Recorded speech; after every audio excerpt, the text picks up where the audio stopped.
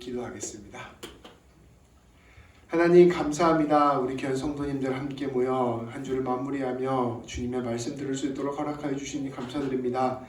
아버지 하나님, 이 시간 저희를 긍휼히 여기시고 불쌍히 여겨주셔서 하나님 성령 안에 힘으로 함께하여 주셔서 우리 모두 가운데 선포되는 주님의 음성을 듣는 귀한 시간 되게 하여 주시고, 이 말씀을 통하여 우리 모두가 주님 붙들고 살아가는 놀라운 능력을 허락하여 주옵소서.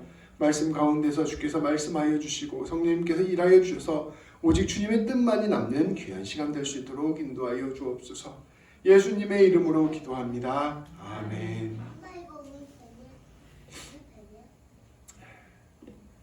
빌립보서 말씀을 우리가 지금 함께 나누고 있는데요, 빌립보서 말씀이 계속해서 우리에게 강조하는 것이 있습니다. 그것은 예수 그리스도를 중심으로 모든 것을 생각하라는 것입니다.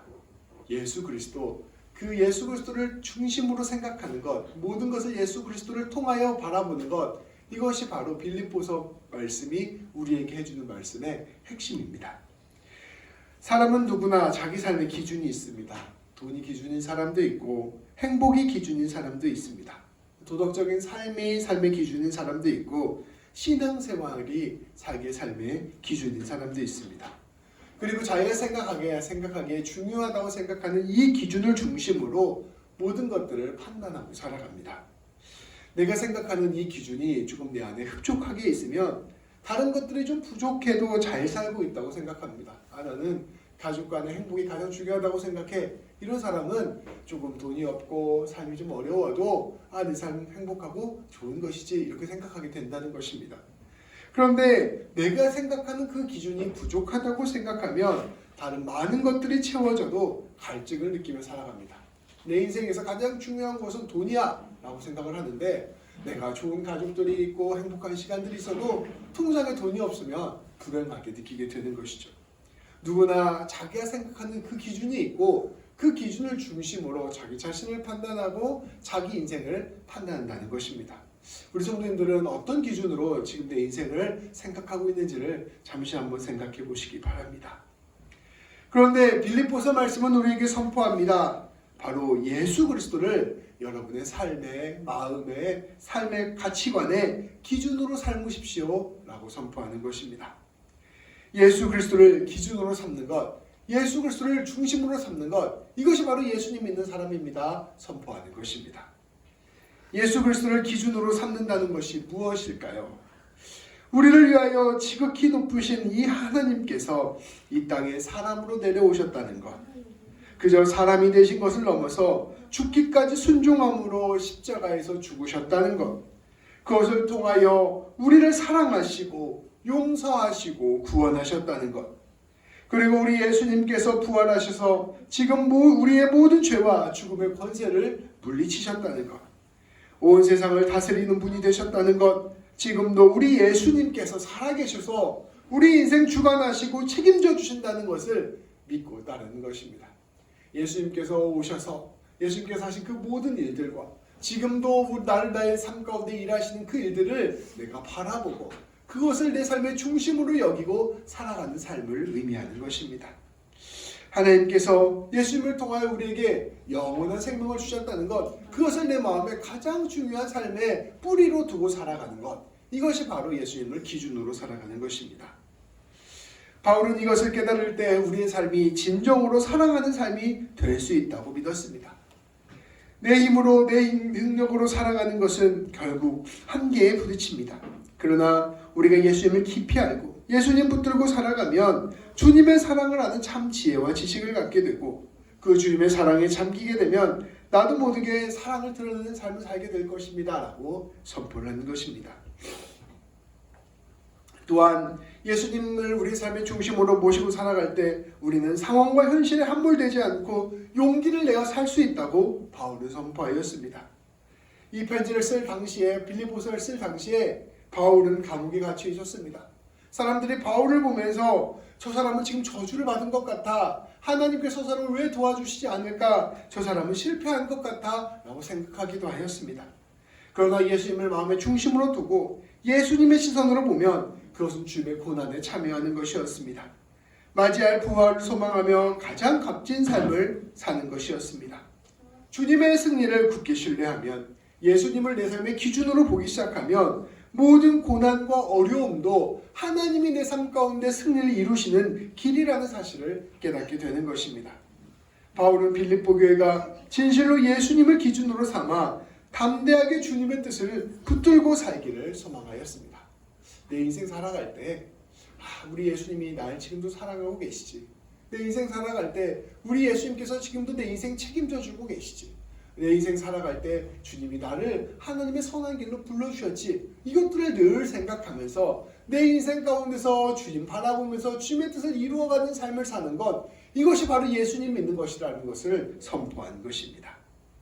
오늘 말씀은 이러한 빌립보서의 대략적인 맥락 위에서 계속되는 말씀입니다.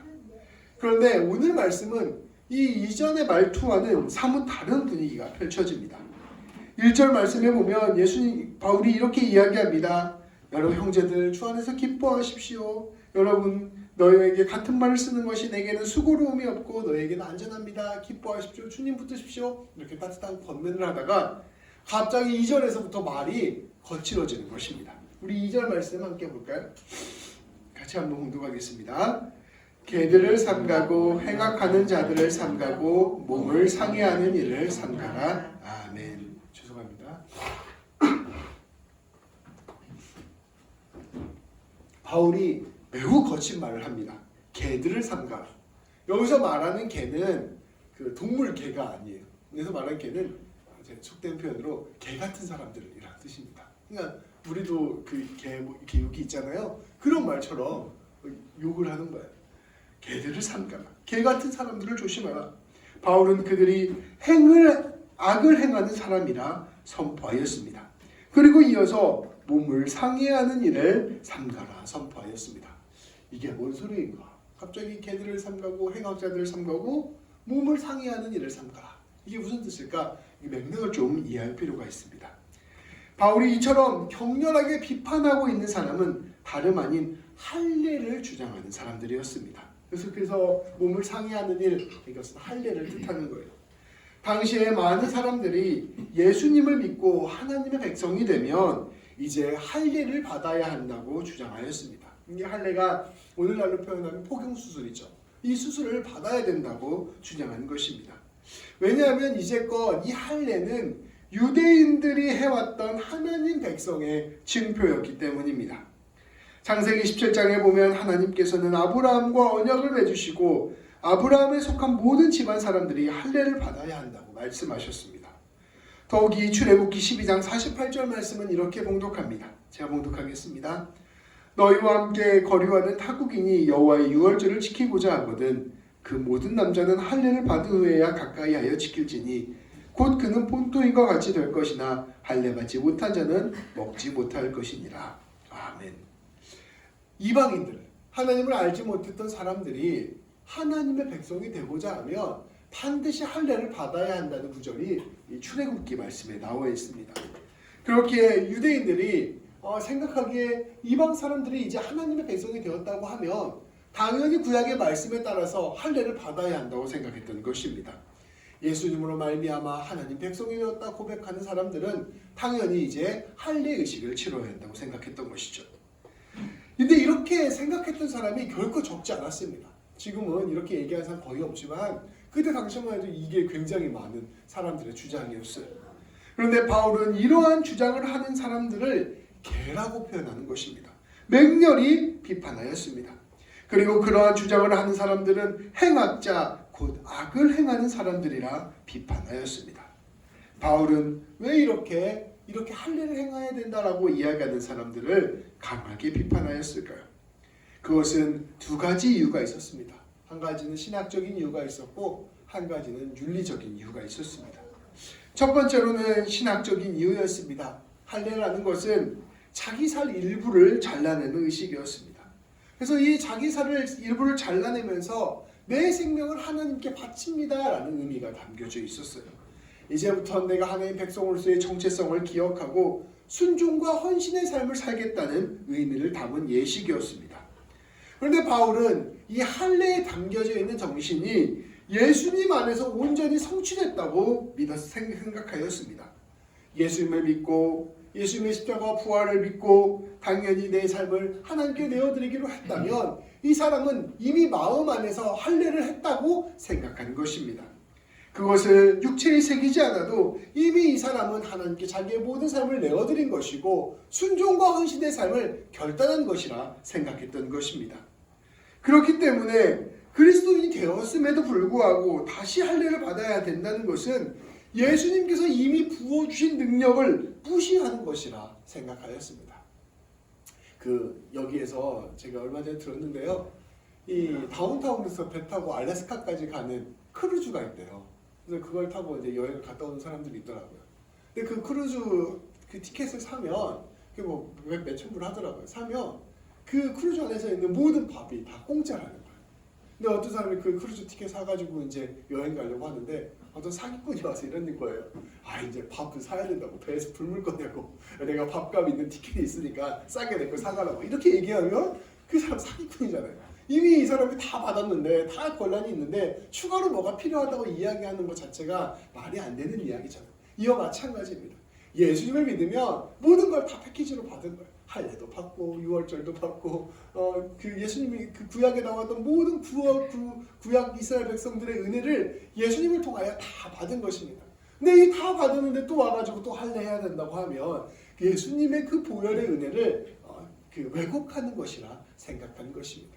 그래서 바울은 이 할례 받는 것에 대해서 강조하는 사람들을 계속해서 비판했던 것이죠. 그런데 두 번째 윤리적인 이유도 있었습니다. 당시에는 수술 기법이 발달하지 않았습니다. 뭐 요즘이야 그냥 그거 할례 받고 말지 뭐 이렇게 하고 넘어갈 수 한 2, 3일 고생하면 되지 이렇게 생각할 수 있는데 당시에는 다 큰 성인이 할례를 받다가 죽는 일이 허다했습니다. 과다출혈이나 감염이나 이런 것들을 방지할 방법이 없었던 것이죠. 이것을 할례를 받아야 된다고 주장하는 유대인들은 이 할례가 어떠한 의미인지를 심사숙고하지 않고 그저 종교적인 이유로 죽을 위험에 형제들을 몰아넣는 것이었습니다. 이 할례를 받아야 된다 단순히 종교적인 의미가 아니라 네가 이거 죽을 수도 있는 일인데 이것을 그냥 해야 된다고 빡빡 밀어넣은 것입니다. 할례가 가장 중요한 일이 되면 무언가 중심이 흔들려 버리게 됩니다.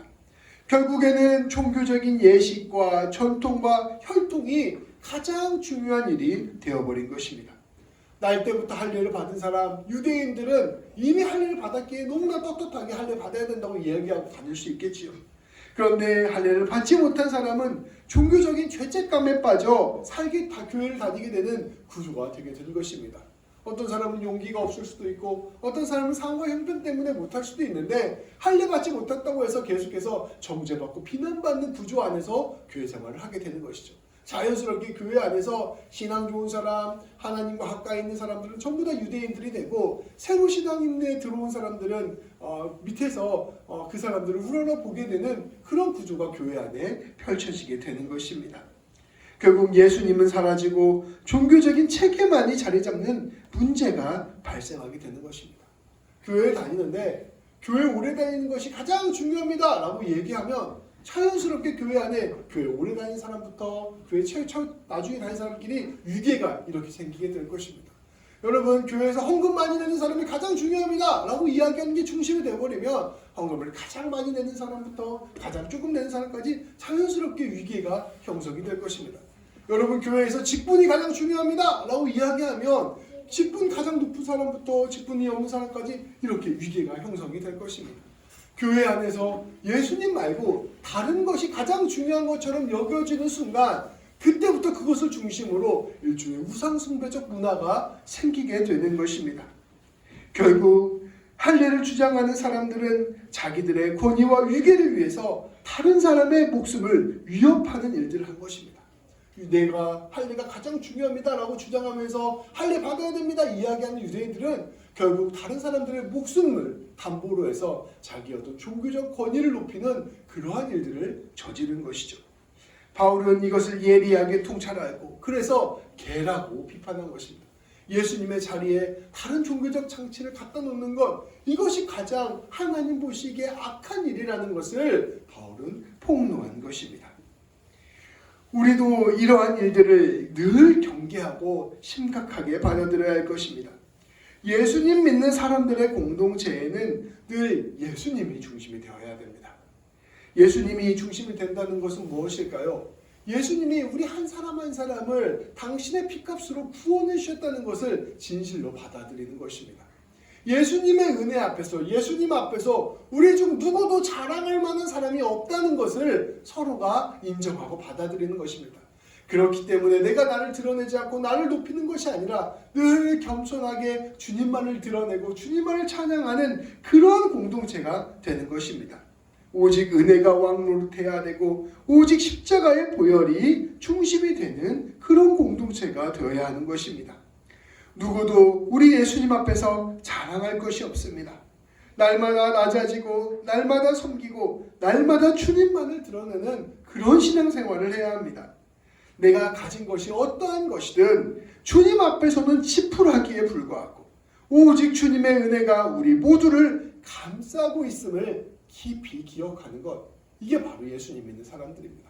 내가 예수님 앞에서 잘난 게 하나도 없다, 나는 예수님 앞에서 구원받은 사람이다라는 것을 깊이 자각하는 것, 이게 예수님 믿는 거예요.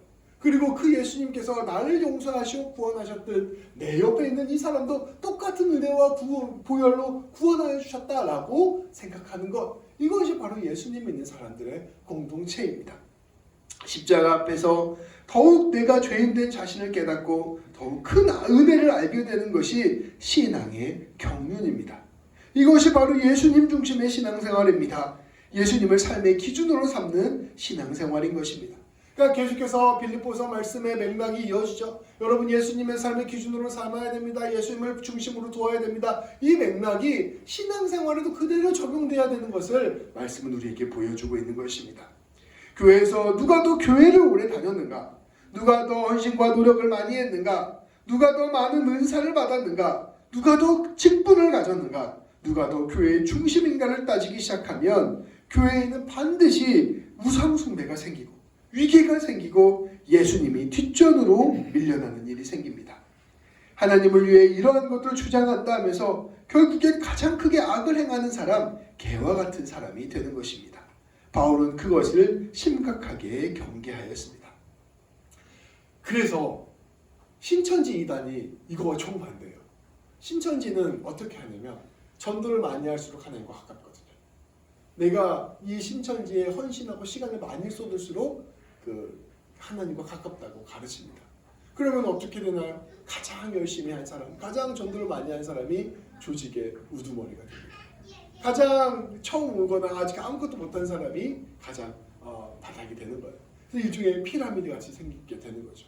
이 피라미드 구조가 생기게 되면 사람들은 그 구조 안에서 높은 데로 올라가기 위해서 굉장히 열심히 일하게 되어 있습니다. 일종의 종교 다단계가 되는 것이죠. 그래서 종교 생활을 아주 열심히 하고 최선을 다하는 구조가 그 안에 생기게 되고, 그러니까 신천지가 그렇게 열심히 하는 거예요. 그런데 우리가 아주 냉정하게 살펴보아야 될 것이 있습니다. 교회 생활을 열심히 잘하게 만드는 구조, 어떻게 해서든 경쟁해서 사람들 보기에 칭찬받을 만한 신앙인을 만드는 구조가 어떻게 보면 가장 위험한 우상숭배의 구조일 수 있습니다. 왜냐하면 그리스도인들은 자기의 공로와 자랑으로 하나님 가까이 가는 사람이 아니거든요. 우리 그리스도인들은 철저히 자기의 죄인됨과 하나님의 구원해 주심에 감격하여 나아가는 사람입니다. 내가 신앙생활을 하면 할수록 내가 괜찮은 사람인 것처럼 보이고 인정받는 사람인 것처럼 보이고 교회의 중심이 되는 것처럼 느껴지는 구조라면 내가 하나님으로부터는 멀어질 수 있다는 사실을 우리는 냉정하게 살펴보아야 됩니다. 이 한 해를 중심으로 생각했던 사람들, 율법을 중심으로 생각했던 사람들이 만들고자 했던 종교체제가 그런 것들이었습니다. 수많은 사회가 돌아가는 방식처럼 교회도 그렇게 만든 것입니다. 근데 그렇게 될 때 이들이 하나님으로부터 멀어지고 예수님 중심의 신앙으로부터 멀어지는 것을 바울은 냉철하게 살펴보았고 그것에 대해서 엄히 경계한 것입니다.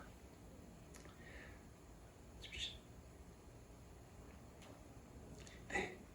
바울은 이어지는 말씀을 통하여 이러한 자신의 뜻을 다시 한번 분명하게 보여줍니다. 3절부터 9절까지 말씀입니다. 아까 우리 말씀 읽으실 때 이게 뭔 소리인가 그게 느껴지지 않았어요? 저는 처음 이거 말할 때 이게 뭔 소리야 그래갖고 다른 번역을 이렇게 여러 가지 보면서 뜻을 정확히 이해하려고 좀 노력을 해봤습니다. 그래서 새 번역으로 가져왔어요. 우리 같이 한번 봉독하도록 하겠습니다. 한 절씩 교독하겠습니다.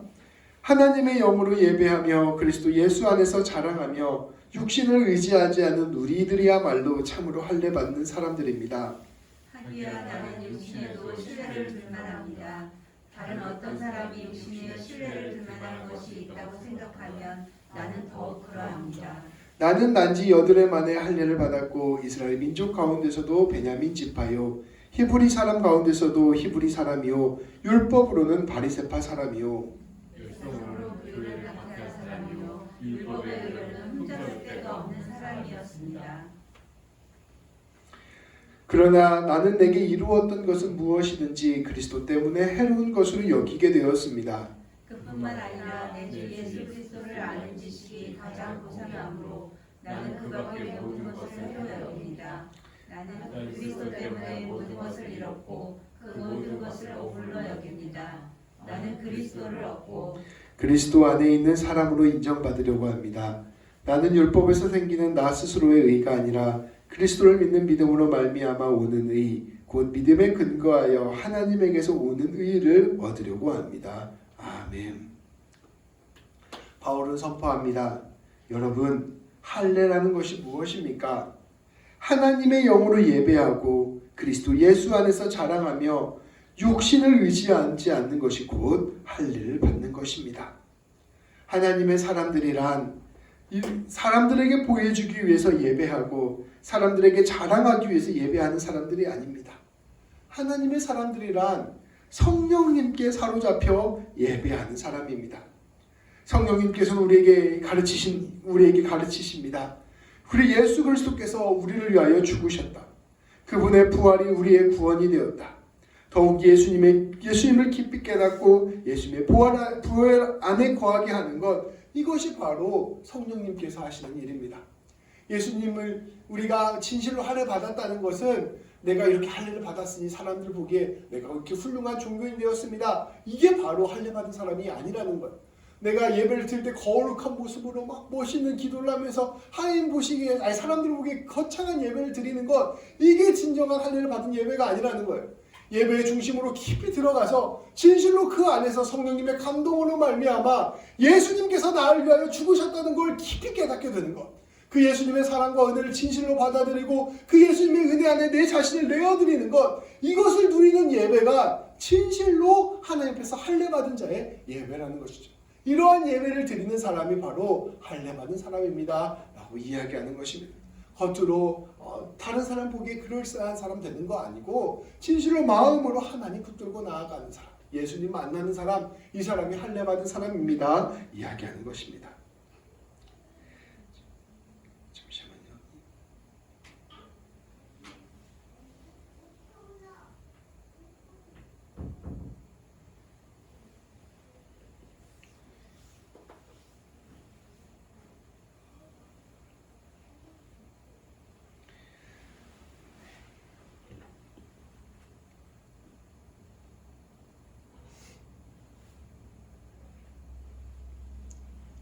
이러한 사람은 오직 예수님 안에서 자기의 삶을 드러냅니다. 예수님과 함께 십자가의 길로 걸어가는 것을 자랑하고 그분의 구원에 참여함을 자랑하고 그분과 함께 죽는 것을 자랑합니다. 그 놀라운 사랑을 찬양하고 그 사랑을 전하는 삶을 살아갑니다. 진짜 예수님을 믿는 사람이 되는 것입니다. 세상적인 자랑이나 종교적인 자랑을 아무렇지도 않게 여기는 것, 이것이 바로 진정으로 할례를 받은 사람입니다. 유대인들은 할례를 통해서 결국은 자기를 높이고 자기 권위를 세우는 일들을 했습니다. 근데 그런 게 아니라 오직 예수님만을 드러내는 삶을 살아가는 사람, 이것이 바로 진짜 할례 받은 사람이다 이야기하는 것입니다. 이제 바울은 자신을 예로 들었습니다. 바울은 사실 그 누구보다 자랑할 만한 것이 많은 유대인이었기 때문입니다. 그는 정통에 따라 태어난 지 9일 만에 할례를 받았습니다. 베냐민 지파 사람으로서 누구보다 정통에 서 있던 히브리인이었습니다. 바울은 가말리엘이라는 당대의 최고의 율법 학자 밑에서 율법을 배웠던 사람입니다. 동시에 로마의 시민권도 가졌던 사람입니다. 초엘리트 종교인이었습니다. 누구보다 열정적인 율법주의자 바리새파 사람이었고 열정적으로 이단을 찾아내고 율법적으로는 흠잡을 만한 일이 없었던 삶을 살았던 사람이었습니다. 종교적인 차원에서 보면 누구보다 자기를 높일 수 있는 사람이었습니다. 율법을 많이 하는 사람을 칭송하는 분위기를 만들면 자기가 가장 높은 자리가 될 수 있었을 것입니다. 많은 사람들에게 영향력을 끼칠 만한 권세를 사회 종교적인 어떤 방식으로 찾았다면 얼마든지 그것으로 자기 권위를 세울 수 있었던 사람이었습니다. 근데 바울은 그러한 자신의 모든 것들을 포기하는 삶을 삽니다. 바울은 놀라운 고백을 합니다. 내게 이루어 보이는 이 모든 것을 그리스도 때문에 해로 여기게 되었습니다. 예수님을 알고 믿고 따르는 것이 구원에 이르는 온전한 길인데 오히려 종교적인 이러한 자랑들이 예수님 따르는 데에 방해가 되기 때문입니다. 예수님 앞에서 자신을 완전히 내려놓아야 하는데 이러한 것들이 아직 나는 괜찮은 사람이야 착각하게 만드는 것입니다. 오직 모든 것을 주님의 십자가의 길로 붙들고 그 길을 걸어가야 되는데 이러한 것들이 종교 안에서 자기를 오만하고 교만하게 만드는 장치들이 되었던 것입니다. 내가 괜찮은 사람이지. 그래도 괜찮은 사람이지. 내가 그래도 헌신된 사람이지. 그래도 내가 자랑할 만한 것이 있는 사람이지 라고 생각하며 그렇게 자기를 조금이라도 높이는 그러한 것들이 주님을 만나는 데 결정적인 걸림돌이 됨을 바울은 알았던 것입니다. 바울은 이제 고백합니다. 내 주 예수 그리스도를 아는 지식이 가장 고귀합니다. 그분의 십자가의 용서와 사랑을 아는 것, 그것이 전부입니다. 그렇기에 그것 외의 모든 것들을 해로 여깁니다. 나는 그리스도 때문에 모든 것을 버렸습니다. 그 모든 것을 오물, 똥같이 여깁니다. 나는 오직 그리스도를 얻고 그리스도 안에 있는 사람으로서 인정받으려고 합니다.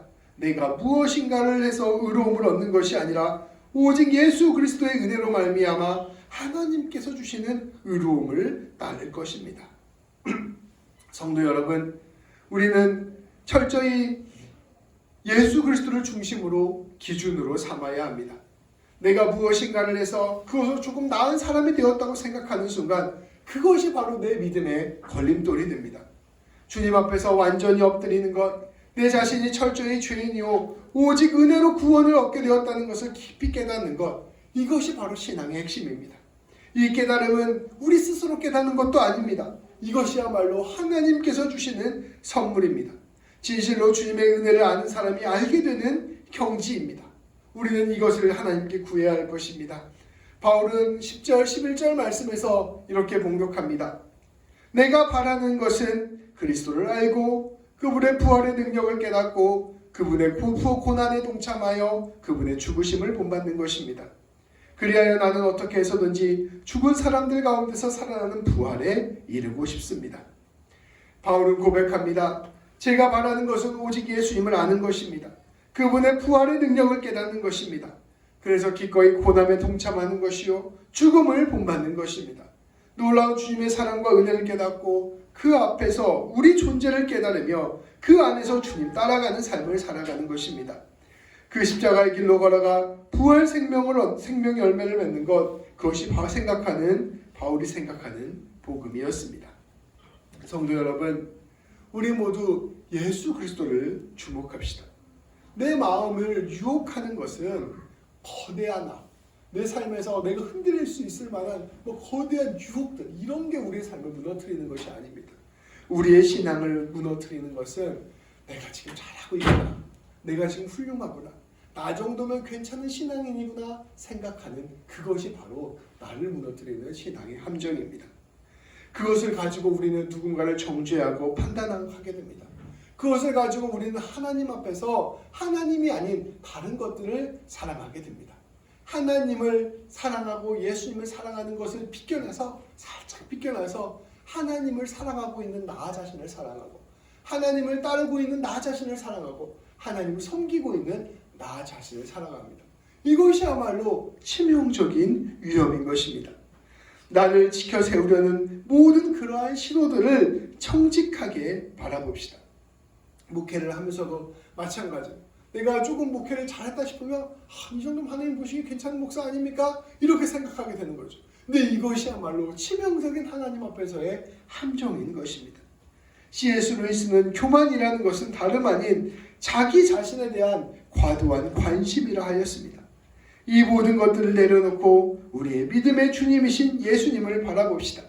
날마다 예수님과 함께 죽고 예수님과 함께 사는 삶을 삽시다. 이를 통해 우리 모든 성도인들이 날마다 참된 그리스도인이 되고 우리 교회 공동체가 예수 공동체가 되고 우리의 모든 삶이 구원에 이르고 참 사랑을 나누게 되기를 주님의 이름으로 축복합니다. 기도하시겠습니다. 하나님 감사합니다. 우리가 하나님 앞에서 하나님을 더 깊이 알고 싶어하고 하나님을 더 사랑하고 싶어하고 하나님 앞에서 더 나은 신앙이 되고자 애쓰는데 역설적으로 그런 우리의 수고와 애씀이 우리가 교만에 빠지고 우상에 빠지는 함정이 됨을 우리가 말씀을 통하여 깨닫게 하여 주시니 참으로 감사드립니다. 바리새인들은 유대인들은 자기들이 가진 신앙적인 열정으로 신앙의 형제들에게 할례를 강요했고 그 모든 것들을 통하여 하나님께서 하나님을 향한 열심이 스스로 있음을 드러내고자 애썼음을 우리가 살펴보았습니다. 그런데 그러한 그들의 마음과 뜻에는 감추어진 교만이 있었고 오히려 그것을 통하여 감추어지게 자신을 드러내고 하나님을 멀리했던 그들의 마음이 있었음을 우리가 함께 살펴보게 됩니다. 하나님, 우리도 이처럼 신앙생활을 하면서 내가 이 정도면 괜찮겠지, 이 정도면 훌륭하겠지 생각하는 마음으로 내 자신을 높이고 이웃을 정죄하며 하나님보다는 신앙생활 그 자체에 마음을 빼앗긴 적이 있지 않나 되돌아보게 됩니다. 하나님, 우리 가운데 함께하여 주시고 인도하여 주셔서 오직 우리의 시선이 진실로 예수님께로만 향하는 귀한 시간들 될 수 있도록 인도하여 주옵소서. 하나님 아버지, 그것들이 얼마나 어려운 것인지 그것들이 얼마나 힘든 일인지를 하나님께 고백합니다. 날마다 은혜를 주시고 하나님께서 인도하여 주셔서 우리가 진실로 예수 그리스도의 복음 안에 사로잡히고 은혜에 붙들린 자들 될 수 있도록 인도하여 주옵소서. 우리 주님 예수님의 이름으로 기도합니다. 아멘.